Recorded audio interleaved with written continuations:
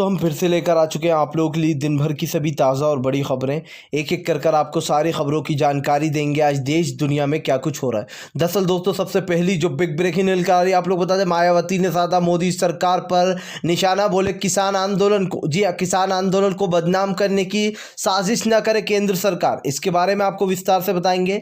वहीं पर दूसरी बिग ब्रेकिंग में हम आपको बताएंगे अन्नदाताओं का बड़ा ऐलान, बोले इसी तरीके से आंदोलन आगे बढ़ता रहेगा। जी हाँ दोस्तों, आप लोग बता दें खाप पंचायतों के फैसले के बाद पूरी तरीके से मोदी सरकार की सिट्टी पिट्टी गुल हो चुकी है। इसके बारे में आपको विस्तार से बताएंगे।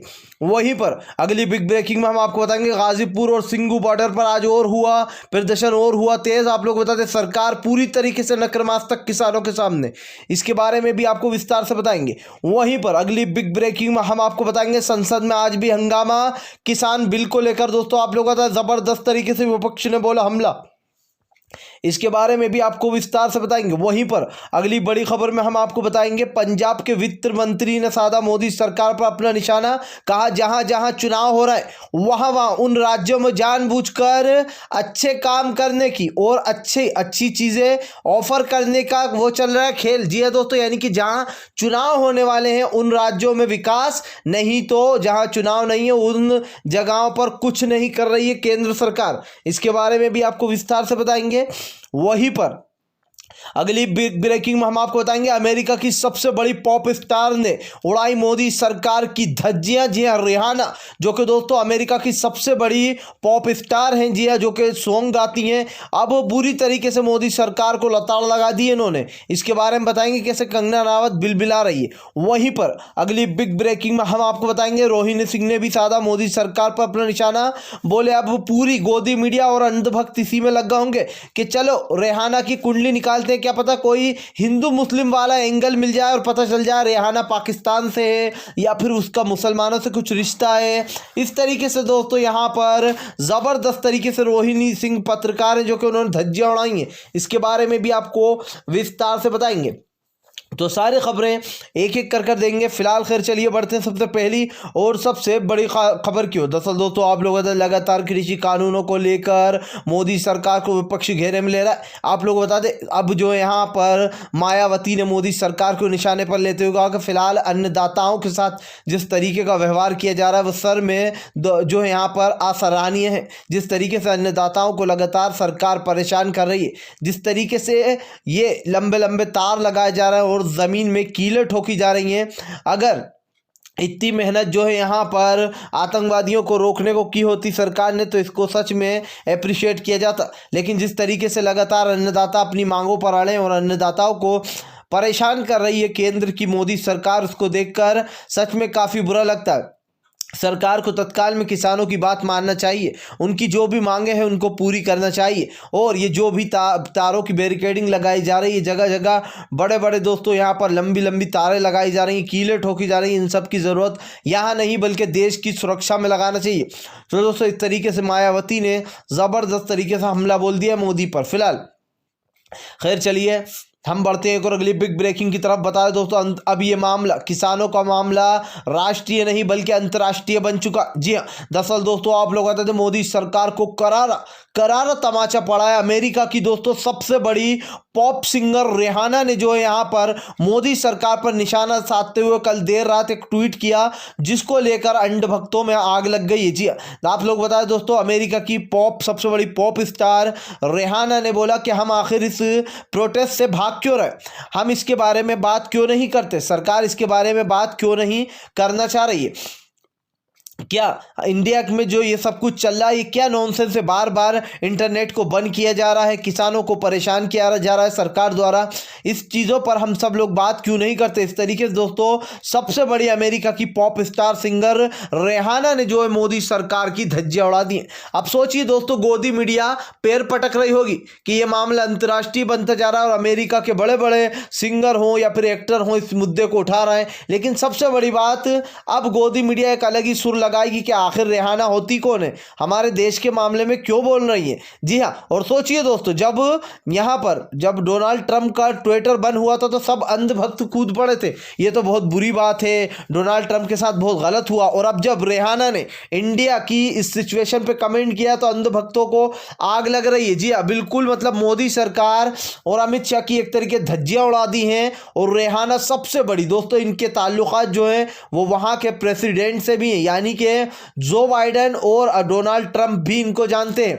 उनकी अक्सर पार्टी, उनके अक्सर जो भी कार्यक्रम होते हैं उसमें ये शामिल होती रही है। तो दोस्तों सोचिए, लेकिन सबसे बड़ी बात यह है कि मोदी की सबसे बड़ी जो दलाल है कंगना रनावत, वो रेहाना से उलझ पड़ी। और पता है क्या हुआ, वो जो है यहाँ पर अंधभक्तों के साथ कंगना रनावत ट्रेंड करने लगी, लेकिन रेहाना जो है वो किसानों के साथ ट्रेंड करने लगी, जिसके बाद जोरदार मुंह पे तमाचा पड़ा। और कंगना रनावत जैसी दलाल अभिनेत्री को दोस्तों ये डिजर्व करना भी पड़ता है, क्योंकि आज जब अंतर्राष्ट्रीय लोग तक इस किसान मुद्दे को ऊपर उठा रहे हैं, लेकिन कंगना रनावत जैसी एक ऐसी इंसान जो कि भारतीय होने के नाते, जिस किसान का वो अन्न खाती है, जिस किसान के अन्न पे वो जिंदा है अभी तक, उस किसान को आतंकवादी और खालिस्तानी बताती है, तो मुझे लगता है इस जैसी घटिया एक्टर आपने कहीं नहीं देखी होगी। फिलहाल खैर चलिए हम बढ़ते हैं और अगली बिग ब्रेकिंग की तरफ। बता दो दोस्तों, अगली जो बड़ी खबर निकल कर आ रही है, लगता है बीजेपी की राह पर चल रहा है नीतीश। जी अब नीतीश का दोस्तों एक और नया टंटा।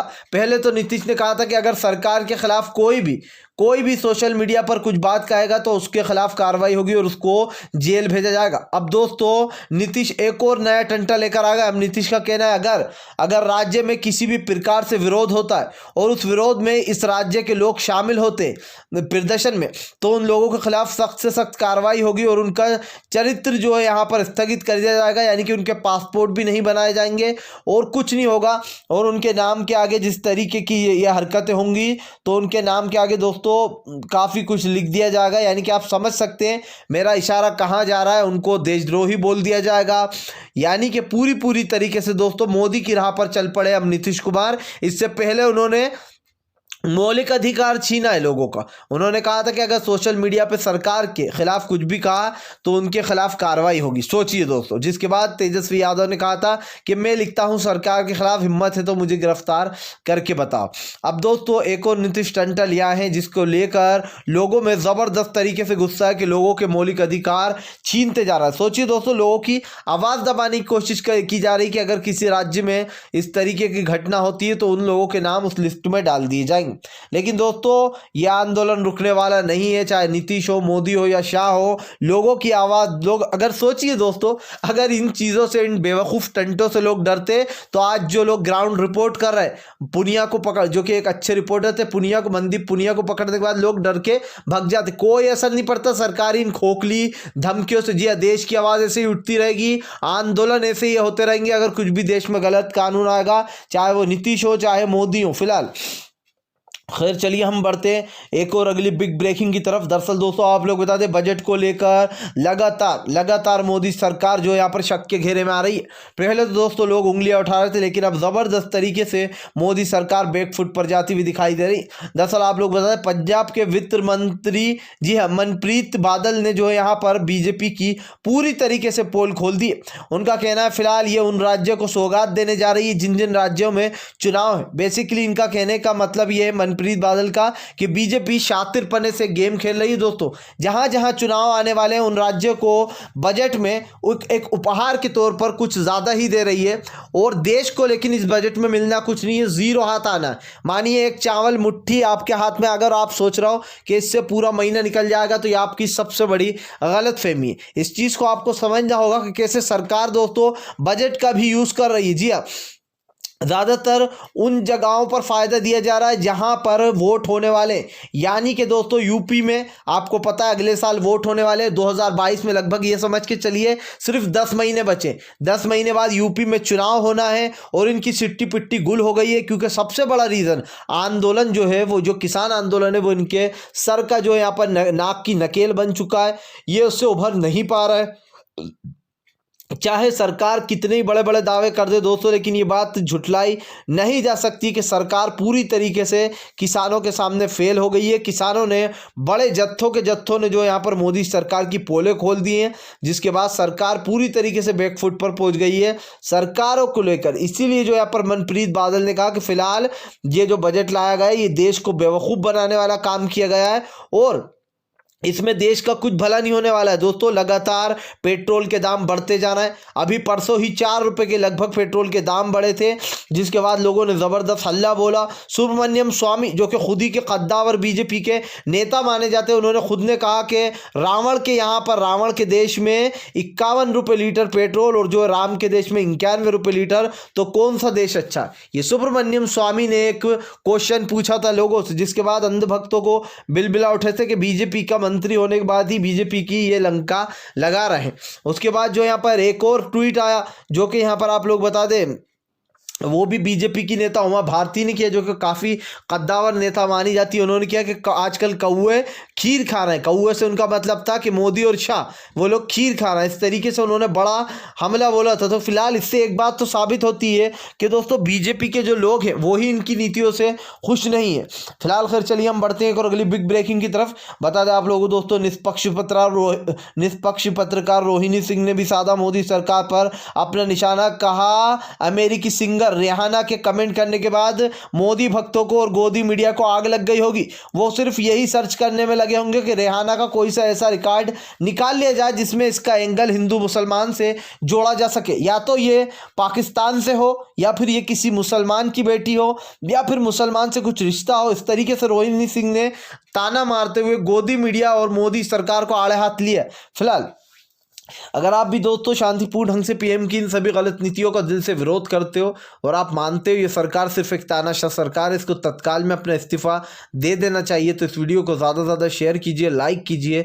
और अगर आप हमारे चैनल पर पहली बार आए हैं तो सब्सक्राइब करने के साथ साथ पास में एक घंटी आएगी यानी कि बेल आइकन, उसको ज़रूर दबाएँ ताकि हमारे हर वीडियो की अपडेट आपको मिल पाए। हम मिलेंगे आपसे नेक्स्ट वीडियो में, तब तक के लिए वंदे मातरम, जय हिंद।